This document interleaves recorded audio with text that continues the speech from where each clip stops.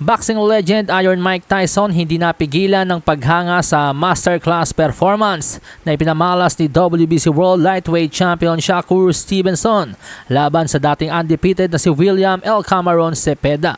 Ani Tyson sa social media, para sa akin yung last fight ni Shakur kay Cepeda ang pinakamahusay na version ng Shakur Stevenson. Masterful ang kanyang kombinasyon at head movements. Bata pa siya pero ang tindi niya na. He looks superb.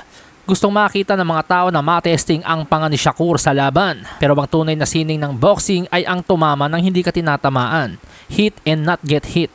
At ginawa niya yung laban sa pinakamahusay niyang nakalaban. Sa tindi ng kalaban, tinalo lang niya ito ng walang kaproblema. Pero ang puna ko lang ay hindi ko gusto yung masyadong nagtatagal si Shakur sa lubid. Masarap siyang panoorin sa gitna ng ring. Samantala kung papuri ang ibinigay ni Tyson, kapintasan naman ang ibinigay ng WBA regular welterweight champion na si Rolando Rolly Romero kay Shakur Stevenson. Ani Rolly sa panayam ng Boxing News. Magaling ang performance niya pero wala talagang puwersa yung tao. Si William Cepeda isa sa mga pinakamaraming bumato ng suntok kada round sa buong boxing.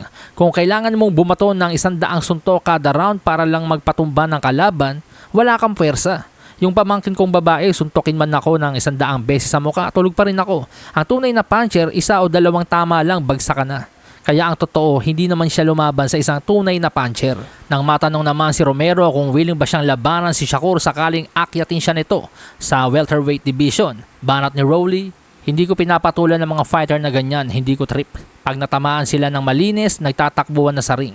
Pero mabalik tayo sa sinasabi ni Rolly na walang power si Cepeda. Sang-ayon ako kay Rolly na hindi one punch man itong si Cepeda. Volume puncher ito. Pero hindi ako sang-ayon na sasabihin niyang walang power si Cepeda. Dahil may 81% knockout ratio po itong si William Cepeda. Out of 34 fights, 27 knockouts po ang kanyang naitala. Pataas pa nga po yung knockout ratings niya kumpara kay Rolly Romero. 76% lang ang knockout ratio ni Rolly. At heto ang nakatutuwang katotohanan. Yung gumulpe kay Rolly Romero na si Isaac Pitbull Cruz. Meron po nakalaban si Pitbull na nagngangalang Giovanni Cabrera. Pinahirapan po ni Cabrera si Pitbull. Sa kanilang laban, isang hurado ang pumabor kay Cabrera. Natalo siya by split decision. Hindi nagawang in-knockout ni Pitbull si Cabrera sa loob ng 12 rounds, pero kay William Cepeda, 3 rounds lang ang itinagal nitong si Cabrera. So yun ba yung tipo ng boksingerong walang power ang suntok? Para sa akin, nagmukha lang talagang mahinang sumuntok si Cepeda gawa ng galing at husay ni Shakur dumipensa.